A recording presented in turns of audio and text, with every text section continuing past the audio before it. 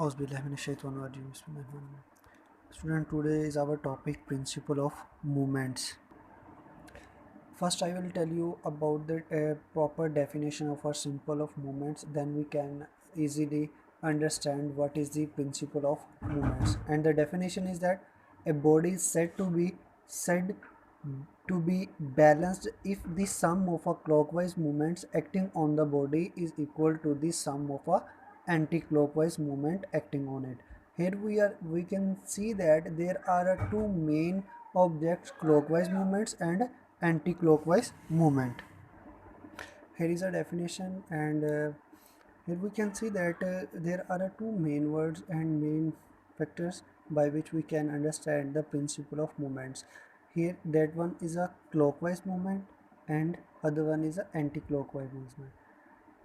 To understand these two terms, there is a simple example which we already discussed in the previous chapters, and in a daily life we can use, and we know very easily we can get how we can say that that is a clockwise movement and that is a anti-clockwise movement. And the example is that is a spanner is a device by which we can loose or tighten a nut.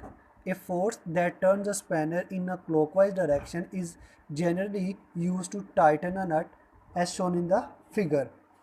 Similarly, a force that is used to loose the nut. Now we can easily said that a torque or a moment of the force so produced is a clockwise movement if we generally tighten a nut. That is, here we can see that the direction of the tighten a nut is a clockwise.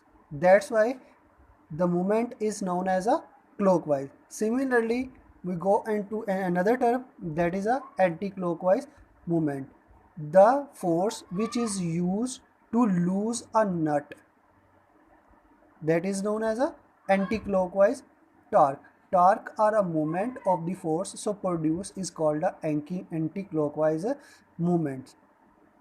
Okay, that is the main two objects, and we have discussed about that, clockwise and anti-clockwise. And again, the simple definition of the principle of movements: a body is said to be balanced if the sum of a clockwise movement acting on the body is equal to the sum of a anti-clockwise movement acting on it. Okay, the next topic is that center of mass. Center of mass, everybody knows about the center of a mass of any unknown object or any rigid body. It is observed that the center of mass of a system moves as its entire mass is confined at that point. A force applied at such a point in the body does not produce any torque in it. The body moves in the direction of a net force without rotating. तो इसका मतलब ये होगा कि कोई भी एक rigid body है, उसका वो वाला पॉइंट कि जहाँ पे हम फोर्स लगाएं तो वो रोटेट करने के बिना क्या करे, मूव करे फोर्स की डायरेक्शन में. तो उसको एक्सप्लेन करने के लिए हमारे पास कुछ मैंने एग्जांपल्स हैं, ठीक है. तो उसको हम एलेबोरेट करते हैं, उसके ज़रिए हम आगे चलते हैं. तो सबसे पहले मैं आपको इसकी डेफिनेशन बता दूं कि सेंटर ऑफ मास की डेफिनेशन क्या है. सेंटर ऑफ मास की definition, here we can see that the centre of mass of a system is such a point where an applied force causes system to move without a rotation. कि यानी किसी भी system का वो वाला point कि जहाँ पे हम फोर्स लगाए तो वो पूरा सिस्टम मूव करे विदाउट एनी रोटेशन, यानी कि उसके अंदर वो घूमे नहीं बल्कि फोर्स की सिमत में वो क्या करे, मूव करे.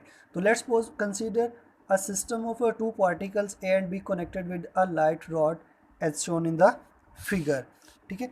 Here we can see that there are two masses and these masses are unequal masses. Here we will put A and that one is a B. Okay, and that is the main point according to definition. That is a point of that whole rigid body on which we will apply a force, then the system will move without any rotation. That is the mass of center. Here there are three cases by which we can say that how we can find that is a point is exactly. Okay, the next one, the case one is that if we apply a force, case one, if we apply a force near that object smaller, then we can say that the object will move in the direction of a force, but it also rotate. Clear? And here see I will show you that the system moves as well as rotates when a force is applied away from the comb. यहाँ पे comb का abbreviation में लिखिए center of a mass.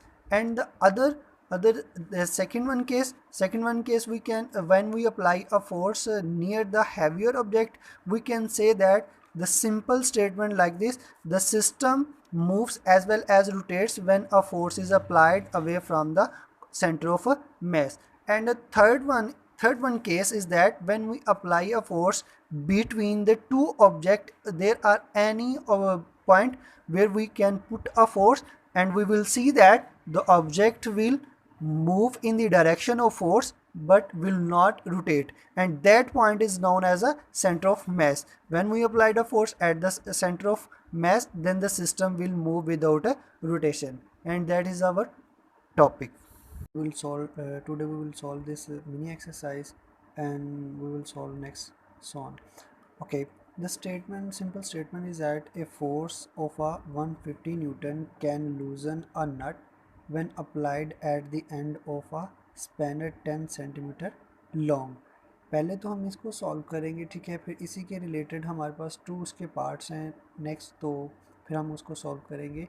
And again I am revising the statement that the statement is a simple: a force of 150 newton can loosen a nut when applied at the end of a spanner 10 centimeter long. तो इसका procedure और इसका solution हम अभी करते हैं.